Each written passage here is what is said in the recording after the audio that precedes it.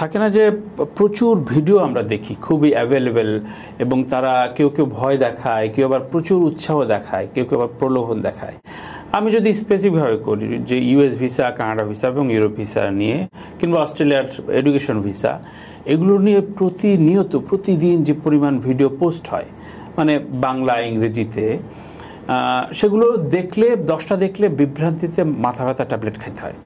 তো এই জায়গায় আপনার পরামর্শ কি থাকবে? না, আমরা এইসব ভিডিও দেখে টোটালি প্রভাবিত হই না এবং বিশ্বাসও করি না। আপনার ক্লায়েন্টদেরকে বলেন নো, আপনি আমাদের ফেসবুক পেজে যদি যান, আমরা অলওয়েজ প্রফেশনাল সার্ভিস দেওয়ার জন্য মানুষকে যেভাবে একটা প্রফেশনাল ওয়েতে গাইডলাইন করা দরকার ওভাবেই আমরা ওটা প্রোভাইড করি।